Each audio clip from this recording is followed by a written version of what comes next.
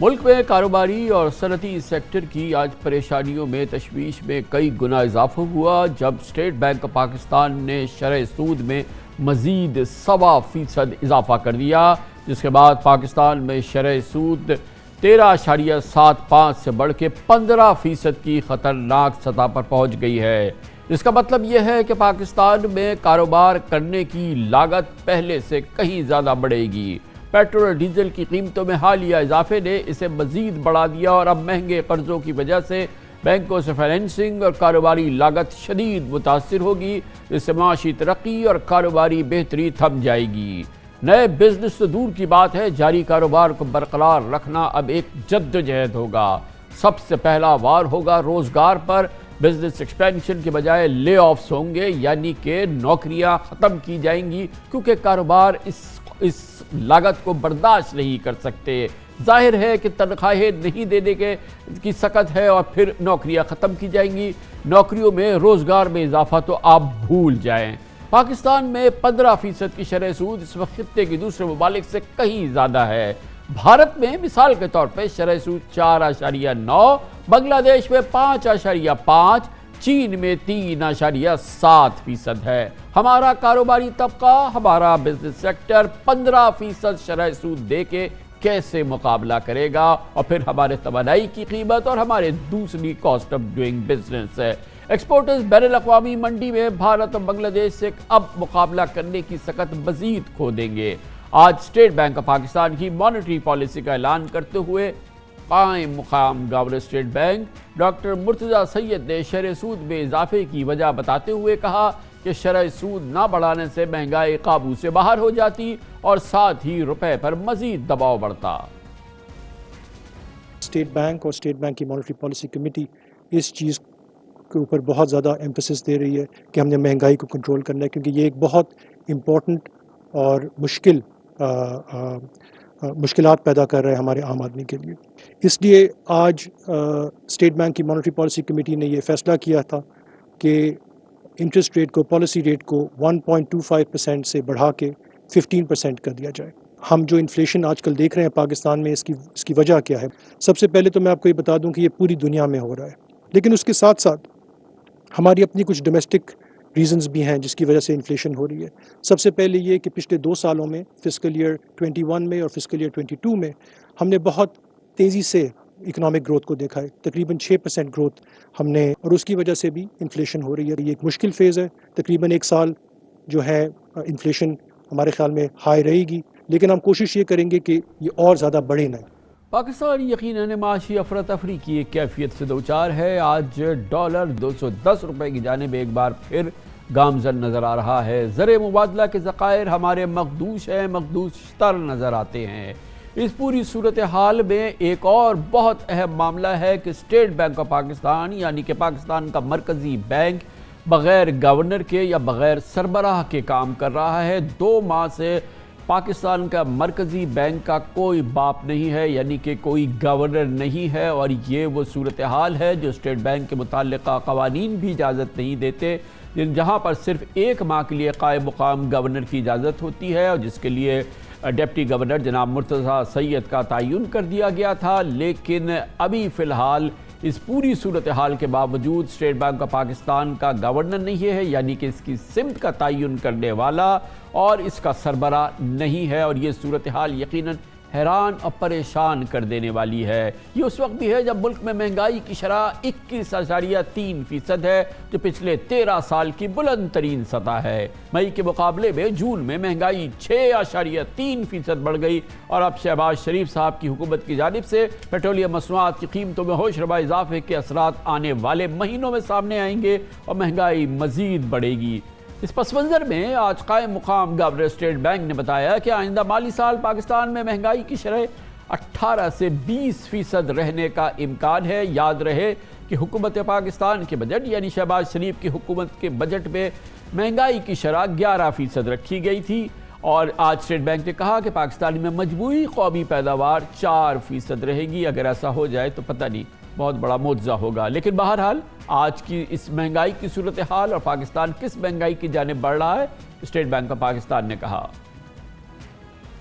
ہمارے خیال میں گروتھ اگلے سال فسکل ایئر 23 میں 3 سے 4% کے درمیان ہوگی. یہ ایک اچھا گروتھ ریٹ ہے. اس گروتھ ریٹ سے یہ ہوگا کہ اور انفلیشن بڑھنے کا رسک جو ہے وہ کم ہو جائے گا.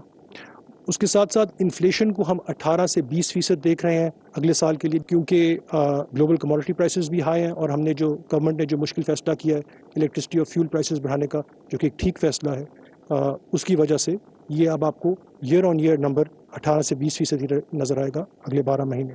لیکن اگر ہم دیکھتے ہیں اگلی مانیٹری پالیسی کمیٹی میں اگر یہ پرائسز نیچے آتی ہیں تو ہم اس انفارمیشن کو دیکھیں گے، اور اگر ضرورت پڑی تو ہم اپنی انٹرسٹ ریٹس کو ایڈجسٹ کریں گے. اسٹیٹ بینک آف پاکستان نے ایکسپورٹ ری فائنینس اور لانگ ٹرم فائنینشیل فیزیبلٹی میں بھی تبدیلی کی ہے، اور اب ایکسپورٹ فائنینس اور LTFF پالیسی ریٹ 5% سے کم ہوں گے، یعنی کہ یہ بھی ایک دباؤ کی صورتحال ہے جو بزنس سیکٹر کے لیے ہے. آج کی اس ڈیولپمنٹ پہ بات کرنے کے لیے ہم نے دعوت دی ہے پاکستان کے نامور، ممتاز اور مستند ماہر معیشت اور سابق ہم نے دعوت دی ہے پاکستان کے نامور، ممتاز اور مستند ماہر معیشت اور سابق سیکرٹری جنرل خزانہ محترم ڈاکٹر وقار مسعود خان ہمارے ساتھ موجود ہے. بہت بہت شکریہ ڈاکٹر صاحب، آپ نے ہمیں جوائن کیا ہے. عجیب بات ہے کہ ملک میں اب شرح سود آج 15% ہو گئی ہے. کسی بھی ملک کے لیے یہ بڑی تشویشناک سطح ہے، لیکن ہمارے یہاں نہ حیرانگی تھی، نہ لوگوں کو کوئی یہ غیر متوقع صورتحال نظر آ رہی تھی. یعنی کہ پاکستان اس معاشی ابتری کی کیفیت سے گزر رہا ہے کہ وہاں اتنی بھی سنگین خبروں کی جو ہے وہ بے حسی ہوتی ہے. لوگوں کو جو متعلقہ لوگ ہیں ان کو لگتا ہے کہ یہ تو اب جس حالت میں ہم ہیں تو ایسا ہی ہوگا. بہت شکریہ کامران صاحب. میرے خیال میں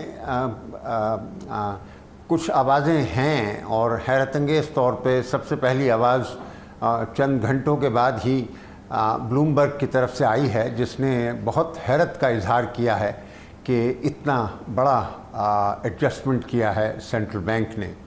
اور آپ دیکھیں گے کہ بزنس کی طرف سے بھی بہت رد عمل آئے گا، اور اسٹاک مارکیٹ کی طرف سے بھی بہت رد عمل آئے گا.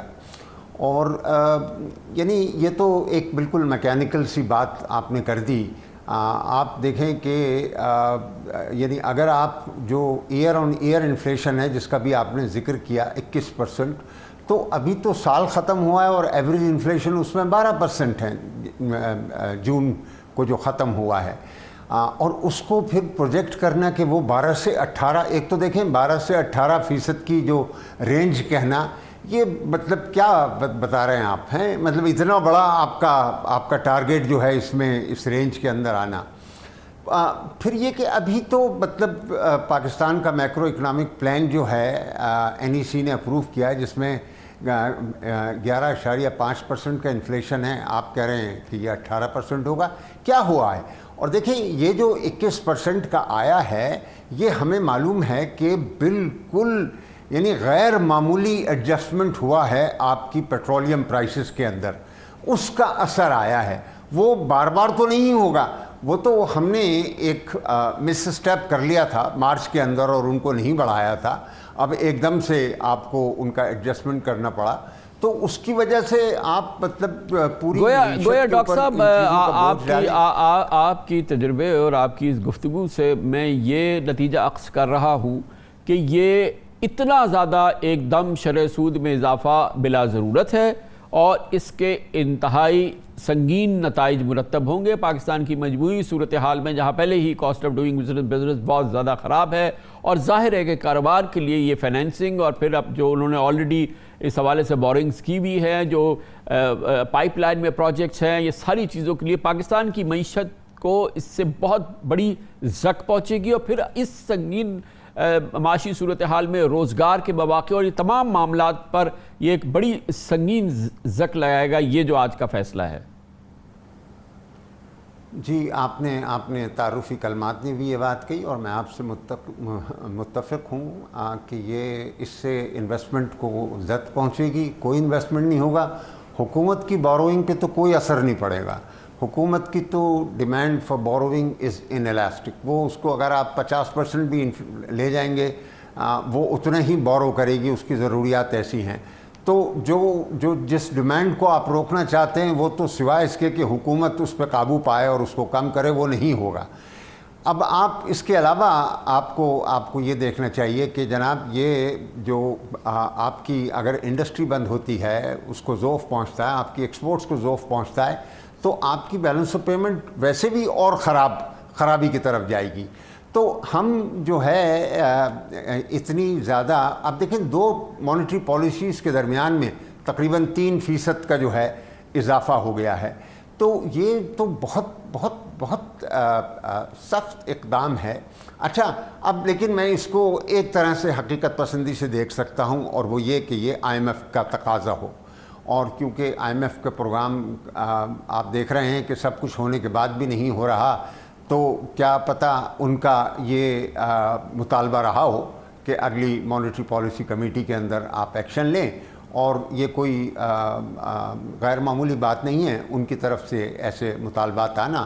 تو ایسے میں مطلب یہ ہم اپنے مگر ڈاکٹر صاحب میری اصلاح کیجیے گا اگر یہ میرا تاثر صحیح نہیں ہے، مگر مجھے تو یہ حیرانگی ہے کہ اس معاشی ابتری کی صورتحال میں، ایک کشمکش کی صورتحال میں، بے پناہ امتحانی صورتحال میں پاکستان کا مرکزی بینک جو ہے اس کا کوئی گورنر نہیں ہے، اس کا کوئی کل وقتی گورنر نہیں ہے، اس کے قوانین میں تو اجازت ہی نہیں ہے کہ قائم مقام گورنر جو ہے وہ 1 مہینے سے زیادہ رہ سکے۔ جس ادارے کا باپ ہی نہیں ہے وہ اس کی سمت کا تعین کیا کرے گا، جبکہ کہا یہ گیا ہے کہ یہ خود مختار ادارہ ہے، ایک خود مختار ادارہ جس کا باپ نہیں ہے۔ یہ ملک کی صورتحال ہے۔ 2 ماہ گزشتہ جو گورنر صاحب تھے ان کو ریٹائر ہوئے ہو گئے ہیں، تو یہ کیفیت بھی تو جو ہے وہ معاملات کو مزید گنجلک بناتی ہے نا۔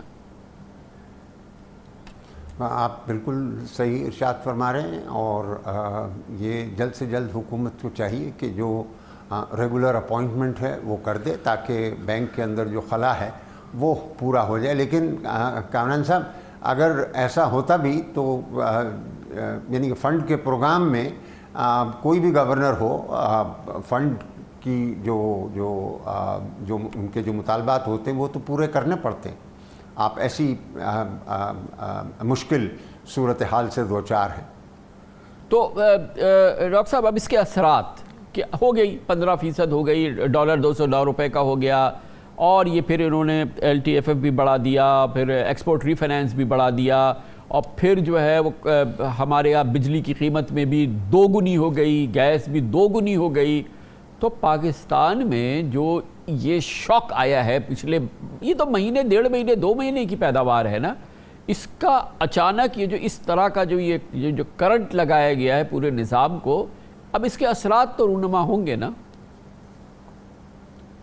جی، اور ہو رہے ہیں اثرات۔ آپ دیکھیے گا آنے والے دنوں میں جو حالت ہوگی وہ ہمارے سامنے ہوگی۔ دیکھیں، مطلب یہ نہیں کہ انویسٹمنٹ کی ڈیمانڈ کم ہوگی، اور مطلب جب اتنی بڑی شرح سود ہو تو بینکوں کے اندر تو کوئی ترغیب نہیں ہوگی کہ وہ لوگوں کو قرضے دیں، وہ تو حکومت کو قرضے دیں گے، اور حکومت کے بل جو ہیں 15-16% کے اوپر جو ہیں وہ ٹریڈ ہو رہے ہوں گے۔ تو مطلب ایک بارے نیارے ہیں بینکنگ سسٹم کے، اور جو لوگوں کے پاس سرمایہ ہے وہ جا کے بینک پہ رکھ دیں گے، وہ کیوں کاروبار کریں گے؟ کاروبار ہو ہی نہیں سکتا 15% شرح سود پہ، تو وہ اٹھا کے لے جا کے بینک پہ رکھ دیں گے، تو جو بیچارہ غریب ہے، ایک عام آدمی ہے، وہ کہاں جائے گا؟ آپ نے یہ بھی دیکھا ہے کہ بینکوں کے جو پروفٹس دیتے ہیں وہ، یا جو بھی ڈپازیٹرز کو ریٹرن دیتے ہیں، وہ اس حساب سے نہیں بڑھتے جتنا کہ وہ ان کی لینڈنگ کاسٹ جو ہے وہ بڑھا دیتے ہیں، تو یعنی کہ ان کا مارجن جو ہے وہ بڑا ہو جاتا ہے۔ تو یعنی یہ حالات ایسے ہیں جس کے اندر رسک ٹیکنگ اور سرمایہ کاری اور نئی چیزیں، ان کا تو کوئی سوچے گا ہی نہیں۔ وہ اس وقت جو ان کو روزمرہ کے معمولات چلانے کے لیے ورکنگ کیپٹل وغیرہ چاہیے ہوتا ہے، وہ اس میں کٹ بیک کریں گے کس طریقے سے ہم کاسٹ کو پورا کریں۔ یقیناً بہت بہت شکریہ محترم ڈاکٹر وقار مسعود خان صاحب ہمارے ساتھ موجود تھے۔ کمرشل بریک، اس کے بعد ذکر کرتے ہیں آج برطانیہ کی سیاست میں تہلکہ مچا ہوا ہے۔ کل رات تک بورس جانسن گو کہ کابینہ میں ان کے کلیدی ساتھی ان کو چھوڑ کے جا رہے تھے، ان کی غیر مقبولیت میں اضافہ ہو رہا تھا، ان پہ الزامات میں اضافہ ہو رہا تھا۔ وہ کہتے تھے کہ وہ کسی صورت میں اقتدار نہیں چھوڑیں گے، مگر آج انہوں نے اچانک فیصلہ کیا کہ وہ اپنے عہدے سے استعفیٰ دے دیں گے، اور بہت ہی دلچسپ وہاں کی صورتحال ہے، اس کا احوال آپ کو دیتے ہیں چھوٹے سے وقت۔ پورے 10 دن بعد 17 جولائی کو پنجاب میں ہونے والے ضمنی انتخابات ملک کی سیاست کی اگلی سمت طے کریں گے۔ یہی وجہ ہے کہ مسلم لیگ نون اور پی ٹی آئی یہ انتخاب جیتنے کے لیے ایڑی چوٹی کا زور لگا رہے ہیں۔ ایک طرف chairman P T I Imran Khan شدید بارشوں میں طوفانی جلسے کرتے نظر آتے ہیں، تو دوسری جانب مریم نواز مخالفین کو للکار رہی ہیں۔ تاہم صرف مہنگائی ہی واحد ایسا قصور ہے جو حکومت کے تمام اقدامات پر بھاری ہے، اور اسی وجہ سے پنجاب میں عمران خان کا بیانیہ بکتا ہوا ہم دیکھ رہے ہیں۔ قیامت خیز مہنگائی نے عمران خان کی جارحانہ الیکشن مہم کو ایندھن فراہم کیا ہے، اس میں کوئی شک نہیں۔ پچھلے ایک ہفتے سے مریم نواز نے مسلم لیگ نون کی الیکشن مہم کا محاذ گرم کیا ہے، جبکہ کل عمران خان نے ساہیوال میں اندھا دھند بارش کے باوجود زبردست پاور شو کے ذریعے پی ٹی آئی کی انتخابی مہم شروع کی، اور اگلے ایک ہفتے میں ان کا 16 انتخابی جلسے کرنے کا ارادہ ہے۔ کل ساہیوال کی جلسہ گاہ میں پانی بھرنے کے باوجود عوامی جوش و خروش نے سب کو حیران کر دیا۔ آج بھی عمران خان نے ضمنی الیکشن کے حوالے سے شیخوپورہ اور لاہور میں جلسے کیے، جس میں انہوں نے نون لیگ کو خبردار کیا کہ انتخابات میں کسی قسم کی دھاندلی نہیں ہونے دیں گے۔ الیکشن کمیشن بقول عمران خان کے حمزہ شہباز کے ساتھ مل کر لوٹوں کو جتوانے کی کوشش کر رہا ہے، لیکن جو مرضی کر لو الیکشن نہیں جیت سکتے، عوام ہمارے ساتھ ہے، یہ عمران خان کا دعویٰ ہے۔ لوٹوں پہ بڑا نوٹ خرچ کیا جا رہا ہے، انتظامیہ کو لوٹوں کو جتانے کی کوشش کروائی جا رہی ہے۔ الیکشن کمیشن پوری طرح حمزہ ککڑی کے ساتھ مل کے لوٹوں کو چکانے کی کوشش کر رہی ہے۔ حمزہ ککڑی، غور سے سن لو، جو مرضی تم کر لو، تم یہ الیکشن نہیں جیت سکتے۔ مجھے اتنا تجربہ ہو چکا ہے، میں جب آپ سب کو دیکھا تو خرم میں آج آپ کو مبارک دے رہا ہوں، آپ الیکشن جیت گئے ہیں۔ ظاہر ہے مسلم لیگ نون اپنی بھرپور کوشش کر رہی ہے، تاہم مریم نواز اپنے جلسوں میں ریکارڈ توڑ مہنگائی کی وجوہات بتاتے ہوئے حکومت کا دفاع کرنے کی کوشش کرتی ہیں۔ شہباز شریف کو دل پر پتھر رکھ کر قیمتیں بڑھانی پڑی پیٹرول کی، ڈیزل کی، ورنہ ملک دیوالیہ ہو جاتا۔ لیکن اگر آپ نے اسی طرح ساتھ دیا تو وہ وقت دور نہیں جب ایک غریب بھی 3 وقت کی روٹی پیٹ بھر کر کھائے گا انشاءاللہ۔ مجھے اس چیز کا دل سے اعتراف ہے، مہنگائی ہے، میں خدا کی قسم کھا کر کہتی ہوں اگر پاکستان کے دیوالیہ ہونے کا خطرہ نہ ہوتا تو ہم مر جاتے، یہ قیمتیں کبھی نہ بڑھاتے۔ میں آپ سے وعدہ کرتی ہوں کہ ہم اپنی جان لڑا دیں گے، تکلیفوں سے آپ کو نجات دلا کر رہیں گے انشاءاللہ تعالی۔ یہ اندازہ ہے کہ آپ کو کچن چلانے میں مشکلات پیش آ رہی ہیں، انشاءاللہ تعالی شیر کا ساتھ دینا، یہ مشکلات ہم دور کر کے دکھائیں گے انشاءاللہ۔ دوسری جانب الیکشن کمیشن نے وزیر اعلیٰ حمزہ شہباز کا 100 یونٹ تک مفت بجلی کا روشن گھرانہ پروگرام ضمنی انتخابات پر اثر انداز ہونے کی کوشش قرار دیتے ہوئے 17 جولائی تک معطل کر دیا ہے۔ ضمنی انتخابات میں مسلم لیگ نون کو پنجاب میں اپنی حکومت برقرار رکھنے کے لیے 9 سیٹ جیتنا لازمی ہے، جبکہ پی ٹی آئی کو اپنی برتری ثابت کرنے کے لیے 13۔ اس وقت پنجاب اسمبلی کے ایوان میں حکومت اور اتحادیوں کو 177 اراکین کی حمایت حاصل ہے، جبکہ پی ٹی آئی اور مسلم لیگ قاف کے اتحاد کے پاس 173 ووٹ ہے۔ نون لیگ پی ٹی آئی دونوں ہی ضمنی الیکشن میں جیت کے دعوے کر رہے ہیں۔ رہنماؤں کے دعوے اپنی جگہ، لیکن عوامی رائے کس کے حق میں ہے، یہ جاننے کے لیے ہم نے ضمنی انتخابات کے مختلف حلقوں میں سروے کرایا ہے۔ سب سے پہلے لاہور کا جائزہ لیتے ہیں۔ مسلم لیگ نون کا گڑھ سمجھا جاتا ہے، یہاں 4 نشستوں میں ضمنی انتخابات ہو رہے ہیں۔ ان 4 حلقوں کے عوام کس جماعت کے ساتھ ہے اور اس کی وجہ کیا ہے، آئیے جانتے ہیں۔ ووٹ فی الحال نون لیگ کو ہی دے رہے ہیں، کیونکہ جو پیچھے یہ 3 سال جو گزرے ہیں مہنگائی کا طوفان تو آنا ہی تھا، جس طرح کے معاہدے گورنمنٹوں نے کیے ہیں۔ اس حلقہ میں ملک اسد کھوکھر کی پوزیشن جو ہے وہ بہت بہتر ہے۔ گزشتہ جو 4 سال عمران خان نے حکومت کی ہے وہ سوائے وعدوں کے ہے، اور اس میں معاشی پالیسیاں جو ہیں وہ بڑی بری طرح مہنگائی تھی۔ ووٹ انشاءاللہ عمران خان کو دیں گے۔ لائٹ آپ کے سامنے، پیٹرول آپ کے سامنے، ہر چیز کی قیمتیں جو ہے دوگنی ہو گئی۔ جو بھی کیتا ہے پچھلی حکومت ਇਮਰਾਨ ਖਾਨ ਦਾ। ਇਹਦੇ ਵਿੱਚੋਂ ਸ਼ਹਿਬਾਜ਼ ਸ਼ਰੀਫ ਦਾ ਅਮਲ ਦਖਲ ਨਹੀਂ। ਵੋਟ ਅਸੀਂ ਇਮਰਾਨ ਖਾਨ ਨੂੰ ਦਿਆਂਗੇ, ਲੋਟਿਆਂ ਨੂੰ ਐਰਕੀ ਫੇਰ ਮਾਰ ਦਿਆਂਗੇ, ਲੋਟਿਆਂ ਨੂੰ ਦੱਸਾਂਗੇ ਤੁਸੀਂ ਲੋਟੇ ਹੋ, ਤੁਸੀਂ ਲੋਟੇ ਹੀ ਰਹਿਣਾ। ਹਾਲਾਤ ਤੇ ਭਾਜੀ ਤੁਹਾਡੇ ਸਾਹਮਣੇ ਨੇ ਸਾਰੇ, ਆਵਾਜ਼ ਆ ਰਹੀ ਹੈ, ਅਸੀਂ ਇਮਰਾਨ ਖਾਨ ਨੂੰ ਵੋਟ ਦਿਆਂਗੇ। ਵੋਟ ਅਸੀਂ ਇਨਸ਼ਾਅੱਲਾ ਤਾਲਾ ਅੱਗੇ ਸਾਰੀ ਉਮਰ ਮਾਸ਼ੂ ਨੂੰ ਦਿੱਤਾ ਹੈ, ਉਹਨਾਂ ਨੂੰ ਦਿੱਤਾ ਹੈ ਕਿ ਅੱਛਾ ਕੰਮ, ਚੋਰ ਨੇ ਡਗੇ ਨੇ ਜੋ भी है लेकिन काम अच्छा करते हैं। आदमी कोई भी खड़ा हो जाए, सीट तो पीटीआई की है। बाकी तो सारे शोर हैं, तो पीटीआई को वोट देंगे हम इंशाल्लाह। हम नून लीग को वोट देंगे। असद खोखर साहब आए हैं, उन्होंने हमारे हल्के में इतने काम किए हैं कि आज तक कभी किसी ने नहीं करवाया। असद खोखर साहब ठीक काम कर रहे हैं, इनके साथ चलेंगे इंशाल्लाह। मुस्लिम लीग नून को वोट देंगे क्योंकि ये एक अवामी पार्टी है, तरीके इंसाफ है, ये जैली और नाअहल हुकूमत है। शेर बंदा अच्छा आया था, शेर को वोट देंगे। ये इमरान खान ने चार साल की था, ड्यूटी की थी उसकी, कोई मसला नहीं है, कोई सड़कें नहीं बनी है, कोई कुछ नहीं है। वोट मैंने पिछली बार 4 साल पहले इमरान खान को दिया, अब तो कोई इरादा नहीं है उसको देने का, अब शहबाज शरीफ को देंगे। ये तो हुई लाहौर की बात। फैसलाबाद, मुल्तान, रावलपिंडी के शहरियों ने भी अपनी पार्टी वाबस्तगी और अब वो वोट किसको देंगे इसकी वजूहात बयान की। रावलपिंडी, मुल्तान, फैसलाबाद। 3 महीने हुकूमत हुई है नून की, गरीब लोग बड़े पिस रहे हैं, वोट पीटीआई को दे रहे हैं। वोट तो हम पीटीआई को दे रहे हैं, ये महंगाई वगैरह है जिससे हम लोग बड़े तंग हुए हुए हैं। इमरान खान की 4 साल आप करती देख लें और इनकी सिर्फ 2 महीने की देख लें, महंगाई किधर है। मेरा जो ज़ाती इंतखाबात है वो मुस्लिम लीग नून है, राजा सगीर उनके कैंडिडेट हैं और इस इलाके में तरक्की में उनका बहुत अहम किरदार है। 250 का पेट्रोल डलवाएगा तो बाकी निज़ाम कैसे चलाएगा वो गाल के, इस वजह से इमरान खान को सपोर्ट करें। महंगाई इतनी ज़्यादा बढ़ गई है, कुरान तो यही है कि पीटीआई को दें। पीटीआई को वोट दे रहे हैं, सच्चा और बहादुर लीडर है। पाकिस्तान मुस्लिम लीग नून के दौर में जितने काम तरक्याती काम इस इलाके में हुए हैं, हमारे इलाके में इससे पहले कभी भी नहीं हुए। वोट पीटीआई को, नून लीग, पीडीएम, जो महंगाई का इंतहा दर्जे का जो सैलाब यहाँ पे आया है। पेट्रोल और हर चीज़, पेट्रोल को छोड़े हर चीज़ ही महंगी है, ज़िंदगी रही तो इमरान खान साहब को देंगे इंशाल्लाह। वोट हम दे रहे हैं जी पीटीआई को। तरीके इंसाफ ने वोट देना, उन्हें ना महंगाई नहीं की थी। हम भाई तरीके इंसाफ को वोट देंगे। शहबाज शरीफ आया, इसने भी तो महंगाई की है ना। नून लीग ਨੂੰ ਅਸੀਂ ਨਹੀਂ ਵੋਟ ਦੇਣੇ क्योंकि महंगाई,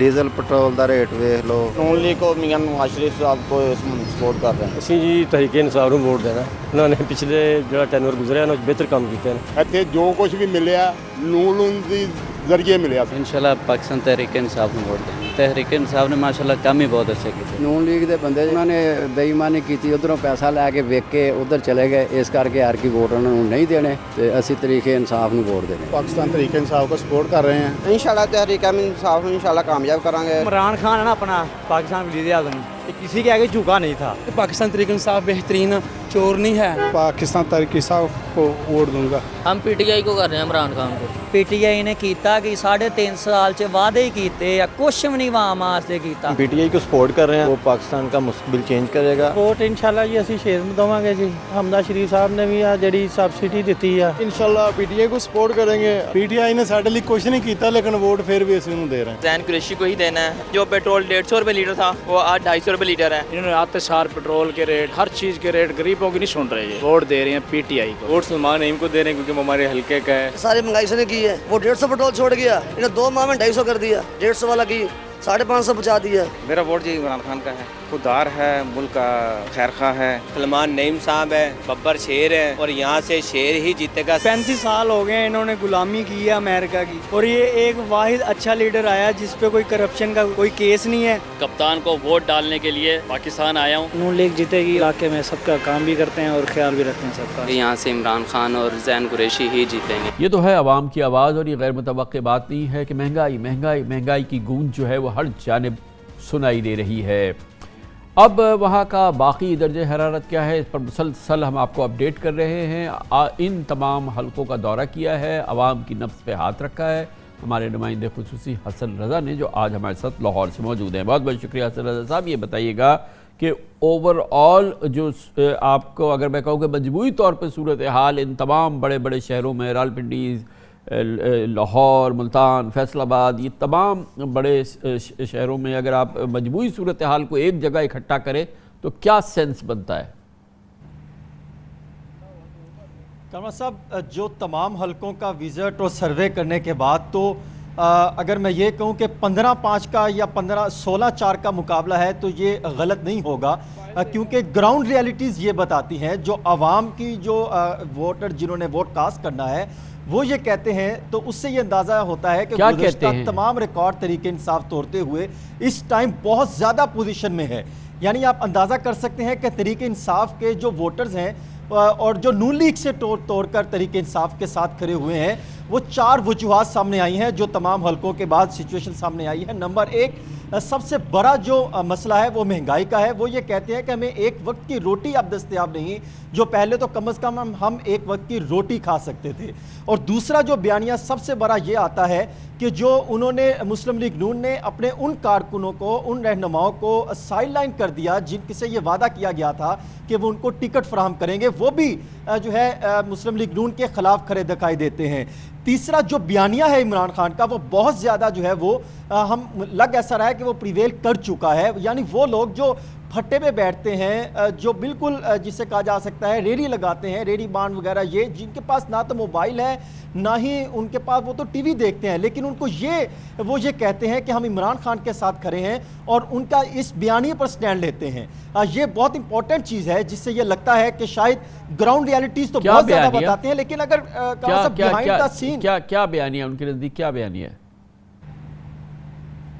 وہ یہ کہتے ہیں کہ عمران خان ایک امریکی سازش کے تحت جو ہے وہ سائیڈ لائن کیا گیا ہے. مہنگائی کے حوالے سے وہ خاتمہ کرنا چاہ رہا تھا، انہوں نے ان کو جو ہے وہ خاتمہ نہیں کرنے دیا. تیسرا وہ یہ کہتے ہیں کہ ڈاکوؤں کو آپ دوبارہ لے آئے، ان کو لانے کے بعد مہنگائی بڑھ گئی اور سب یہ لوٹ مار کا دھندا شروع ہو چکا ہے. عوام یہ کہتی ہے کہ یہ پورا ملی جلی بھگت سے جو ہے وہ سارے اقدامات کیے جا رہے ہیں، اور خاص طور پہ وہ ادارے جن کو عوام کا سوچنا چاہیے تھا آج وہ بھی ان افراد کے خلاف سٹینڈ کرتے ہم نے جو اپنے کیمرے کے ذریعے اور اپنے مائک کے ذریعے ان تمام شہروں میں جو عوام سے بات کی ہے، وہ تاثر تو وہی نظر آ رہا ہے جو آپ کہہ رہے ہیں. لیکن لاہور کے کچھ حلقوں میں ہم نے دیکھا کہ اب بھی نون لیگ سے جو لگاؤ ہے وہ لوگوں کا برقرار ہے اس تمام مہنگائی کے باوجود.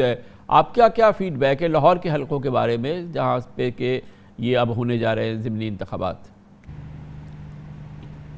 کامران صاحب، اگر فیئر الیکشن ہو اور جو عوام کا رد عمل ہے تو تمام حلقوں پہ برادریوں پر اگر میں منحصر کروں تو اس سے صرف ایک سیٹ جو ہے وہ اس وقت مسلم لیگ نون کی جسے کہا جا سکتا ہے کنفرم ہے، وہ اسد کھوکھر کی ہے 168. اس کے ساتھ ساتھ اگر دیکھا جائے 170 جہاں پہ ظہیر عباس کھوکھر بہت سٹرونگ پوزیشن میں ہے.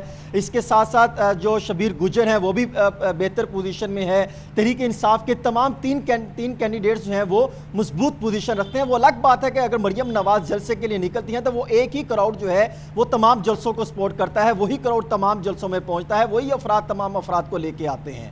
تو وجہ کیا ہے؟ دوسری رائے نہیں ہے یہ لاہور میں اس سچویشن کی وجہ وہی مہنگائی کی وجہ ہے، اور لوگ جو ہے وہ ان کی جو بھی لگاؤ ہے عمران خان کا اس کی ذمہ دار مہنگائی ہے. کامران صاحب، کچھ حلقوں میں تحریک انصاف نے کام بھی کروائے ہیں، شاید وہ بھی یہ سمجھتے ہیں کہ انہوں نے کام کروائے تھے. اور سب سے بڑی بات، جن حلقوں میں الیکشن ہونے جا رہے ہیں وہاں پر تقریباً کئی اہم حلقے، 3 ایسے حلقے ہیں جس میں تقریباً 60 سے 65% آبادی غربت پر جو ہے وہ وہاں پر بہت زیادہ ہے، غریب افراد بہت زیادہ ہے، کرسچن کمیونٹی بہت زیادہ ہے. یہ وہ افراد ہیں جن پر یہ جو پی پی ہیں وہ منحصر کرتی ہیں. اگر ان کو دیکھا جائے تو وہ تو کسی صورت مہنگائی کے خلاف جو ہے وہ چپ نہیں رہ سکتے، وہ تو سٹینڈ لیتے دکھائی دیتے ہیں. البتہ جس طرح حکومت اگر آپ دیکھیں کامران صاحب، ماضی میں بھی جب مسلم لیگ نون حکومت میں رہ کے الیکشن لڑتی ہے تو ان کو سرکاری مشینری کا استعمال کرنا بہت بہترین طریقے سے آتا ہے. اس طرح دیکھیں کہ کہیں پر لوڈ شیڈنگ کم کر دی جاتی ہے، کہیں پر آٹے کے ٹرک لا کے اپنے کیمپ کے سامنے کھڑے کر دیے جاتے ہیں، کہیں پر ایسے اعلانات کر دیے جاتے ہیں جس سے ان کو سپورٹ مل سکے، کہیں پر جو ہے وہ فنڈ ریلیزنگ شروع کر دی جاتی ہے، کہیں پر ترقیاتی کام کروانے شروع کر دیے جاتے ہیں. اور پھر خاص طور پہ یہ سب سے امپورٹنٹ چیز جو اس دفعہ ہو سکتی ہے کہ جہاں پر مسلم لیگ نون کو یہ خدشہ ہے کہ جہاں پر ہمارے حلقے کے ہمیں ووٹ نہیں دیں گے تو وہاں پر الیکشن پول بہت دور بنا دیے جاتے ہیں، اور جہاں پر ان کو یقین ہے کہ یہاں سے ساری ہمارے ووٹ ہیں تو وہاں پر نزدیک ووٹ جو ہے وہ پولنگ اسٹیشن بنائے جاتے ہیں جس سے ان کے ووٹر کے لیے آسانی ہو سکے اور دور آنے والے کے لیے کافی مشکلات پیدا ہوں. یہ بہت امپورٹنٹ ہے اور صاف ظاہر سرکاری مشینری ہے کامران صاحب، تو وہ تمام ان کے جو ملاقات. چلیں، ابھی 10 دن باقی ہیں اور 10 دن بہت بڑا وقت ہوتا ہے کسی بھی الیکشنز کے لیے. بہرحال اس وقت کی صورتحال آپ کے سامنے ہے. اگر مہنگائی کی وجہ سے عوام پریشان ہے اور ان کا لگاؤ نون لیگ کی جانب نہیں ہے تو یہ ایک بالکل فطری سی بات ہے کمرشل بریک، اس کے بعد ذکر کریں گے نون لیگ کے اندر مسائل کے حوالے سے، خاص طور پہ اسحاق ڈار صاحب کی واپسی نے ایک تلاطم سا پیدا کیا ہے اس جماعت میں، اس کی بات کرتے ہیں چھوٹے سے وقفے کے بعد۔ 3 ماہ بعد پاکستان مسلم لیگ نون اور اس کے اتحادیوں کی حکومت آہستہ آہستہ مشکل صورتحال میں قدم بڑھا رہی ہے، مگر اس وقت نہ صرف یہ کہ یہ 13 جماعتی اتحاد اندرونی خلفشار کا شکار ہوتا نظر آیا ہے، کئی بار ایسا ہوا ہے جس پر کہ تیزی سے قابو پایا گیا ہے، مسائل نون لیگ کے اندر بھی پیدا ہوتے نظر آئے ہیں جس کے آثار بھی نمایاں ہوئے ہیں۔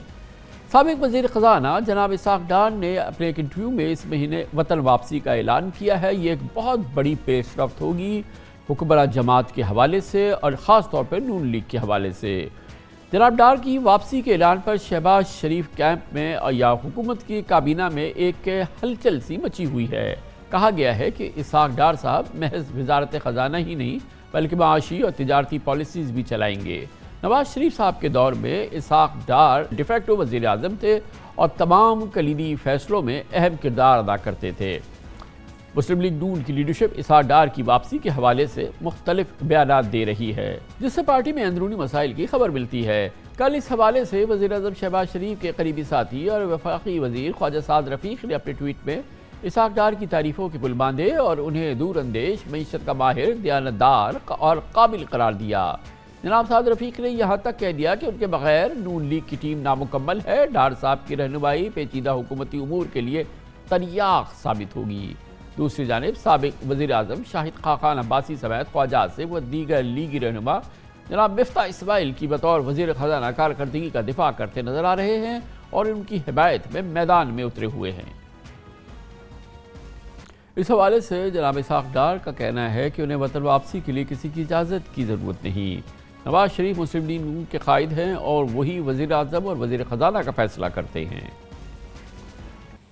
یقیناً اس پیغام کے ذریعے جناب اسحاق ڈار یہ واضح کر رہے ہیں کہ تمام کلیدی فیصلے من فیصلے اور اس پہ عمل درآمد ہوتا ہے جب جناب نواز شریف فیصلے لیتے ہیں۔ اس پورے پس منظر میں یہ بات اہم ہے کہ ابھی مفتاح اسماعیل رکن پارلیمنٹ نہیں ہے، اس لیے وہ 6 ماہ سے زائد وزارت نہیں سنبھال سکتے، لیکن وزیر خزانہ مفتاح اسماعیل اپنی کارکردگی کے حوالے سے پر اعتماد ہیں۔ ان کا کہنا ہے کہ وزیر خزانہ کی تبدیلی وزیر اعظم کا استحقاق ہے، لیکن پارٹی اور کابینہ ان کے ساتھ ہے۔ مفتاح اسماعیل نے وزارت خزانہ کا عہدہ سنبھالنے کے بعد IMF سے قرض کی مدت 1 سال بڑھانے اور قرض پروگرام کا حجم 6 سے 8 ارب ڈالر کی درخواست کی تھی۔ اس میں کوئی شک نہیں ہے کہ انتہائی مشکل زمانہ، اس میں انتہائی مشکل نامساعد حالات کے باوجود اس سیاسی حکومت کو، انتہائی کمزور سیاسی حکومت کو کنونس کرنا کہ پاکستان کی بقا کے لیے، پاکستان کو ڈیفالٹ سے بچانے کے لیے، سری لنکا کی جیسی سچویشن سے پاکستان کو بچانے کے لیے تمام فیصلے کرنے ضروری ہیں۔ یقیناً اس کا کریڈٹ مفتاح اسماعیل صاحب کو دینا چاہیے۔ اسی دوران جناب اسحاق ڈار نے اپنے ٹی وی انٹرویو میں مفتاح اسماعیل کی پالیسیز سے کھل کر اختلاف کا اظہار کیا ہے۔ یہ ہے بہت ہی دلچسپ امر۔ یاد رہے کہ جناب نواز شریف کے تینوں ادوار میں اسحاق ڈار صاحب اہم ترین عہدوں پہ فائز رہے، جس میں 2 بار وزیر خزانہ کا عہدہ شامل ہے۔ مئی 2016 میں سابق وزیر اعظم نواز شریف علاج کی غرض سے لندن گئے تھے تو 1 ماہ سے زائد عرصے تک اسحاق ڈار ڈیفیکٹو وزیر اعظم کی طرح کام کرتے رہے۔ پاناما کیس کے بعد ستمبر 2017 میں شاہد خاقان عباسی کی وزارت ازوا کے دوران اسحاق ڈار پر کرپشن کیس میں فرد جرم عائد ہوئی تھی، جس کے بعد ان کے خلاف آمدن سے زائد اثاثے رکھنے کا اس میں الزام لگایا گیا تھا۔ اسی دوران اسحاق ڈار سعودی عرب چلے گئے اور وہاں سے علاج کے لیے لندن۔ اب پاکستان مسلم لیگ نون میں اس تازہ ترین صورتحال کے حوالے سے اور اس دراڑ کے حوالے سے ہم بات کریں گے۔ ہمیں جوائن کر رہے ہیں ممتاز سینئر صحافی، نیوز اینالسٹ ارشاد عارف ہمارے ساتھ لاہور سے موجود ہیں۔ بہت بہت شکریہ ارشاد عارف صاحب۔ یہ فرمائیے گا کہ یہ بات تو بالکل واضح ہے کہ نواز شریف صاحب کیونکہ یہاں موجود نہیں ہیں اور اس زمانے کے اندر اس طرح کا ہولڈ نہیں ہے ان کا پارٹی پہ، ورنہ ایسی تقسیم کبھی ایسے انداز سے نظر نہیں آتی۔ یہ تو واضح ہو گیا ہے کہ اس وقت اسحاق ڈار صاحب کی سوچ جو ہے وہ خود اس کابینہ کے اندر جو بڑے پاورفل لوگ ہیں ان سے مختلف ہے اور اس لحاظ سے پارٹی کے اندر تقسیم ہے، کیونکہ جس طرح سے ابھی ہم نے اس کا عوامی اظہار بھی دیکھا ہے کیونکہ جس طرح سے مفتاح اسماعیل صاحب کے جو فیصلے ہیں، ان کا جو کام ہے، اس کی بھرپور حمایت کی ہے شاہد خاقان عباسی، خواجہ آصف، مصدق ملک اور دوسرے لوگوں نے. اور جب یہ اس وقت ہوا جب یہ پتہ چلا کہ اسحاق ڈار صاحب نے بڑی تنقید کی ہے ابھی حالیہ فیصلوں کے جو اس حکومت نے کیے، اور پھر یہ بات سامنے آئی کہ اسحاق ڈار صاحب آ رہے ہیں، اور ظاہر ہے جب اسحاق ڈار صاحب آئیں گے تو معیشت اور کاروبار اور پھر تجارت، ان تمام معاملات میں جو حکومتی معاملات ہیں پھر وہ اس کو لیڈ کریں گے. تو آپ یہ فرمائیے گا کہ اس کے تانے بانے کہاں تک جائیں گے اور یہ کتنا وسیع معاملہ ہے؟ کامران صاحب، پہلی تو بات یہ ہے کہ میری اطلاع کے مطابق اسحاق ڈار صاحب خواہش ضرور رکھتے ہیں، لیکن میرا نہیں خیال کہ وہ پاکستان واپس آ رہے ہیں. اور جہاں تک نواز شریف صاحب کی ثوابدید کا تعلق ہے یا ان کی طرف سے ان کو گو ایڈ ملنے کا تعلق ہے، وہ دعویٰ یہ ضرور کر رہے ہیں، لیکن میری یہ اطلاع بھی ہے کہ میاں نواز شریف صاحب نے ابھی تک انہیں یہ نہیں کہا کہ آپ وطن واپس جائیں اور گرتی ہوئی معیشت کو سنبھالا دیں. جب میاں شہباز شریف صاحب اپنی کیبنٹ کے ساتھ میاں نواز شریف صاحب سے ملے تھے اور وہاں یہ سارے معاملات 2-3 دن تک ڈسکس ہوتے رہے تھے، تو وہاں مفتاح اسماعیل صاحب نے اور کچھ دوسرے ساتھیوں نے میاں نواز شریف صاحب سے کہا تھا کہ مفتاح اسماعیل صاحب اگر IMF میں جاتے ہیں، وہاں نیگوشیٹ کرتے ہیں، معاملات طے کرتے ہیں، تو پھر ان کو یہ گارنٹی ہونی چاہیے کہ معاملات کو اس معاہدے کے بعد چلائیں گے بھی وہی. میری اطلاع کے مطابق میاں نواز شریف صاحب نے ایک تو مفتاح اسماعیل کو کہا تھا کہ ٹھیک ہے آپ جائیں، کام کریں اور آپ کے معاملات میں مداخلت نہیں ہوگی. دوسرا اسحاق ڈار صاحب سے کہا تھا کہ جی آپ معاملات میں مداخلت نہیں کریں گے. گویا کہ آپ یہ فرما رہے ہیں کہ فی الحال اور جو آپ کی معلومات ہے اس کے مطابق یہ بعد از قیاس ہے کہ اسحاق ڈار صاحب، مجھے نہیں پتا کہ ایسی بات ہے، کیونکہ اسحاق ڈار صاحب نے 2 ٹوک ٹیلی ویژن کیمرے پہ کہا ہے کہ انہیں نواز شریف صاحب نے کہا ہے کہ وہ واپس جائیں، ان کا ذاتی فیصلہ نہیں ہے، نواز شریف صاحب کا فیصلہ. لیکن بہرحال آپ کے نزدیک یہ بعد از قیاس ہے کہ جناب اسحاق ڈار واپس آئیں گے اور وہ جاہ جلال یا وہ ان کی جو پوزیشن تھی گزشتہ ادوار میں نون لیگ کی وہ بحال ہوگی، اور یہ جناب نواز شریف کی مرضی و منشا سے ہوگا کہ اب جو ڈار صاحب ہیں وہ کنارے پہ رہیں. یہ اس لیے بھی قرین قیاس ہے کہ جو فیصلے سخت اس وقت ہوئے ہیں وہ اکیلے مفتاح اسماعیل صاحب نے نہیں کیے، وہ شہباز شریف صاحب نے بطور وزیر اعظم اور ان کی کابینہ نے یعنی شریک اقتدار اتحادیوں نے سب کی مرضی سے، سب کے تعاون سے، سب کی ہدایت پر وہ فیصلے کیے گئے ہیں. اگر جناب اسحاق ڈار صاحب تشریف لاتے ہیں تو وہ صرف مفتاح اسماعیل پر عدم اعتماد نہیں ہوگا، بلکہ وہ شہباز شریف صاحب، موجودہ کابینہ پر اور ان کے اتحادیوں پر بھی عدم اعتماد ہوگا کہ آپ نے عوام کو ریلیف دینے کی بجائے عوام کی مشکلات میں اضافہ کیا ہے اور اسحاق ڈار صاحب اب آ کے وہ معاملات کو سنبھالیں گے. تو اس لیے یہ میں ابھی تک یہی سمجھتا ہوں اپنی اطلاع کی بنیاد پر، اور جو تجزیہ میں اگر کر سکتا ہوں تو وہ یہی ہے کہ مفتاح اسماعیل صاحب ان معاملات کو دیکھتے رہیں گے. کیونکہ اچھا ایک اور پہلو بھی ہے، وہ آپ کے علم میں ہے کہ جناب اسحاق ڈار صاحب پر ماضی میں IMF نے، ورلڈ بینک نے، عالمی مالیاتی اداروں نے یہ الزام عائد کیا تھا اور اس الزام کو یہاں سیریس لیا گیا تھا کہ وہ اعداد و شمار میں ہیر پھیر کرتے ہیں. یہ پورے ماحول کا یہ تو عکاسی یہ ہوتی ہے، اس بات کی عکاسی کرتی ہے یہ جو آپ گفتگو فرما رہے ہیں کہ نہ صرف یہ کہ اس دور مسلم لیگ نون کے چوتھے دور اقتدار میں نہ صرف یہ کہ اسحاق ڈار صاحب جو بہت ہی ٹاورنگ فگر رہے ہیں پچھلے 3 ادوار میں وہ بیک سیٹ پر ہیں، بلکہ اب تو نواز شریف صاحب بھی ان تمام فیصلوں کے پس منظر میں لگتا ہے کہ وہ بھی چاہے اپنی مرضی منشا سے ہو لیکن وہ بیک سیٹ پہ بیٹھ گئے ہیں، اور اب اس گاڑی کی ڈرائیو اور کنٹرول مکمل طور پہ شہباز شریف صاحب کے ہاتھ میں آ گیا ہے. اگر نواز شریف صاحب نے فیصلہ کرنا ہوتا تو وہ سب سے پہلے وطن واپسی کا فیصلہ کرتے اور وہ اب تک پاکستان آ چکے ہوتے.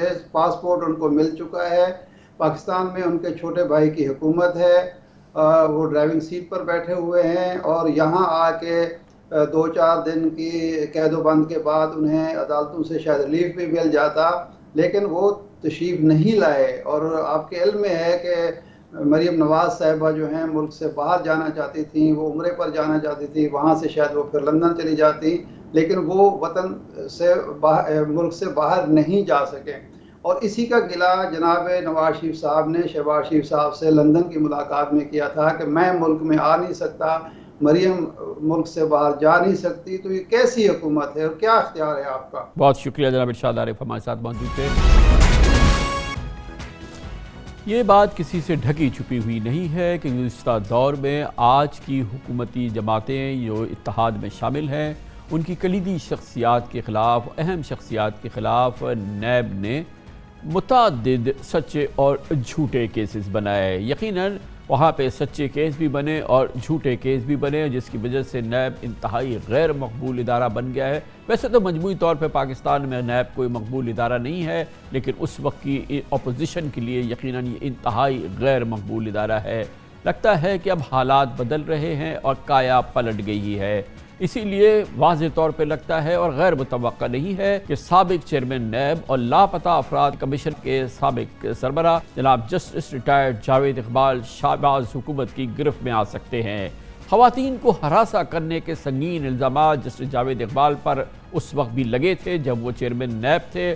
اب لاپتہ افراد کے کمیشن میں آنے والی ایک خاتون کو ہراساں کرنے کا الزام سامنے آیا ہے، اور اس طرح سے 2019 میں جاوید اقبال کی جو ایک اور جو بہت ہی بدنام زمانہ آڈیو ویڈیو آئی تھی، جس میں طیبہ گل نامی خاتون کی درخواست تھی، آج اس پر پبلک اکاؤنٹس کمیٹی میں سماعت ہوئی ہے، اور کئی دنوں سے اس معاملے کو پبلک اکاؤنٹس کمیٹی نے اٹھایا ہوا ہے۔ سابق چیئرمین نیب جاوید اقبال کو بھی اجلاس میں طلب کیا گیا تھا، لیکن وہ پیش نہیں ہوئے۔ پی اے سی نے وزیر اعظم شہباز سے جاوید اقبال کو لاپتہ افراد کمیشن کی سربراہی سے ہٹانے کی سفارش کر دی ہے، اور آئندہ اجلاس میں انہیں دوبارہ طلب کیا گیا ہے۔ نور عالم خان نے میڈیا سے گفتگو کرتے ہوئے کہا کہ اگر جاوید اقبال دوبارہ نہ آئے تو ان کے وارنٹ جاری کیے جائیں گے اور اخبارات میں ہم اشتہارات دیں گے۔ میں نے موقع تو دیا ہے، جاوید اقبال آئے گا، وہ یہاں پہ بیان ان سے بھی پوچھا جائے گا۔ اس دفعہ کیونکہ ممبرز نے کہا کہ ایک مرتبہ موقع دے دیں، تو میں نے موقع دیا، اگر اگلی مرتبہ نہیں آئے تو بالکل وارنٹ ہوگا، کیونکہ ہیراسمنٹ کا کیس، عورتوں کا ایلیگیشن، اور کوئی بھی یہ نہ سمجھے کہ پاکستان میں مائیں بہنیں اور بیٹیاں ان کے سر پہ چادر نہیں ہیں۔ پبلک اکاؤنٹس کمیٹی کے اجلاس میں متاثرہ خاتون طیبہ گل پیش ہوئی ہیں، جو اپنی رداعت سناتے ہوئے آبدیدہ ہوئی۔ انہوں نے کہا کہ جاوید اقبال نے مجھے جان سے مارنے اور ٹکڑے کرنے کی دھمکیاں دی تھی، میرے خلاف جھوٹا ریفرنس دائر کیا گیا۔ 15 جنوری 2019 کو نیب نے انہیں اسلام آباد سے گرفتار بھی کیا تھا۔ متاثرہ خاتون کا کہنا تھا کہ میں نے جاوید اقبال کو بے نقاب کرنے کے لیے ان کی ویڈیو بنائی، USB میں تمام ثبوت موجود ہیں۔ طیبہ گل صاحبہ کا کہنا ہے کہ جاوید اقبال ہی نہیں بلکہ ڈی جی نیب سلیم شہزاد کے خلاف بھی آڈیو ویڈیو ثبوت ہیں اور پبلک اکاؤنٹس کمیٹی میں پیش کریں گی۔ جسٹس ریٹائرڈ جاوید اقبال اور طیبہ گل نامی خاتون کے درمیان کا معاملہ ہے، انہوں نے سابق چیئرمین نیب پہ کیا الزامات لگائے، یہ ہم آپ کو اس رپورٹ میں بتاتے ہیں۔ بہرحال یہ الزامات ہیں، اور جب تک اس کی ایک انڈیپینڈنٹ تحقیق نہیں ہوتی، اس پہ کوئی مقدمہ نہیں چلتا، یہ صرف الزامات ہیں۔ لیکن تشویش کی بات یہ ہے کہ صرف طیبہ گل بی نہیں، لاپتہ افراد کمیشن میں داد رسی کے لیے آنے والی ایک اور خاتون کی جانب سے بھی جاوید اقبال پر ہراساں کرنے کا الزام لگا ہے، جس کا انکشاف سماجی کارکن آمنہ مسعود جنجوعہ نے ٹیلی ویژن پروگرام میں کیا۔ تشویشناک صورتحال، اس پر بات کرنے کے لیے اسلام آباد جائیں گے، جہاں پر ممتاز تحقیقاتی صحافی جناب اعزاز سید ہمارے ساتھ موجود ہیں۔ بہت بہت شکریہ اعزاز سید صاحب۔ یہ فرمائیے گا کہ بہت ہی حساس معاملہ ہے، کیونکہ بہرحال ایک جانب نیب ہے، اور پھر یہ نیب کے سابق چیئرمین ہیں، اور پھر نیب کی پوری ایک ہسٹری ہے اس حکومت کی شخصیات کے حوالے سے مقدمات کی، اور اب جو ہے وہ ان کے خلاف تحقیقات ہو رہی ہے ان الزامات پہ، جن میں سے ایک پر تشہیر بھی ہو چکی ہے۔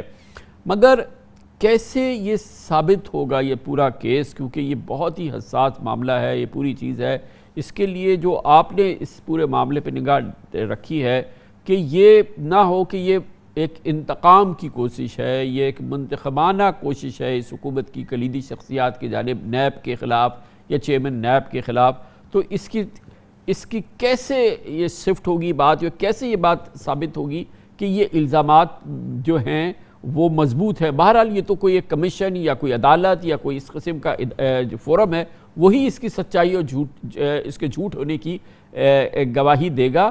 لیکن آپ کے خیال میں اس میں کون سے ایسے معاملات ہیں جو آپ کے نزدیک اوپن اینڈ شٹ معاملات ہیں یا جو کہ بہت زیادہ تحقیق طلب ہے؟ کامران صاحب بہت بہت شکریہ. کامران صاحب اگر چیئرمین نیب کے کنڈکٹ کو غور سے دیکھا جائے، ایک تو یہ کہ ان کے دور میں جو کیسز بنے ہیں نمبر 1، اور پھر ان کا جو ذاتی کنڈکٹ ہے، یہ ان دونوں چیزوں پہ سوالیہ نشان ہے. اگر آپ کامران صاحب چلے جائیں 2018 کے عام انتخابات میں جو سب سے بڑا کیس، جو سب سے پہلے بڑا کیس آیا آپ کے سامنے بھی میرے سامنے بھی، وہ راولپنڈی میں ایک انتخابات ہو رہے تھے. مسلم لیگ نون کے کینڈیڈیٹ تھے انجینئر راجہ قمرالاسلام، جو کہ چودھری نثار علی خان اور غلام سرور خان کے مقابلے میں کھڑے ہوئے تھے، اور الیکشن سے چند دن پہلے ان کو گرفتار کر لیا گیا. اور ان کا کیس اگر آپ پڑھیے تو وہ اوپن اینڈ شٹ کیس تھا، جس میں واضح طور پہ پتا تھا کہ واضح طور پہ ثابت بھی بعد میں عدالت میں بھی ہوا کہ کرپشن کسی قسم کی موجود ہی نہیں تھی، لیکن ان کو گرفتار کر لیا گیا. پھر بعد میں اگر آپ احسن اقبال صاحب کے معاملے کو دیکھیں تو احسن اقبال کا معاملہ بھی عدالت میں ثابت ہوا کہ ایسا کچھ نہیں تھا. پھر ایک اور معاملہ بھی انہی دنوں میں آیا کہ چیئرمین صاحب نے، اس وقت کے جو چیئرمین ہیں، انہوں نے ایک سوشل میڈیا کے اوپر ایک سٹیٹمنٹ آئی کہ نواز شریف صاحب کے کوئی انڈیا کے ساتھ کوئی منی لانڈرنگ کا معاملہ ہے، انہوں نے اس پہ بیان باقاعدہ جاری کر دیا اور بعد میں پھر وہ بیان واپس لینا پڑا. یہ تو ان کی کانڈکٹ تھی. پھر نہ صرف یہ بلکہ جو پی ٹی آئی کی گورنمنٹ تھی ان کے وزیروں کو یہ ڈراتے دھمکاتے رہے. فواد چودھری کے حوالے سے انہوں نے بڑے سخت بیانات دیے، اور پھر بعد میں ہمارے ایک ساتھی جرنلسٹ ہیں جاوید چودھری صاحب، ان کو ایک انٹرویو دے دیا کہ اگر میں ایمانداری سے تحقیقات کروں تو ساری حکومت جو پی ٹی آئی کی وہ نیچے گر جائے گی. یہ تو ان الزامات پہ آتے ہیں جو تازہ ترین جو خواتین کو ہراساں کرنے کا الزام لگا، یہ تو سب سے سنگین ان تمام معاملات میں میرے نزدیک. کامران صاحب بالکل سب سے سنگین ہے، لیکن میں کسی اور کے اوپر الزام رکھنے سے پہلے میں سب سے پہلے بڑے ادب کے ساتھ آپ کے اوپر، اپنے اوپر اور پورے میڈیا کے اوپر بھی یہ سوال کروں گا کہ جب یہ خاتون پہلی دفعہ آئی تھی، جب اس کے ہسبینڈ کو گرفتار کر لیا تھا، تو سوری میں بڑے ادب سے کہوں گا کہ میڈیا نے اس خاتون کی طرف توجہ نہیں دی تھی. آج یہ خاتون جب حالات بدل چکے ہیں، چیئرمین صاحب نیب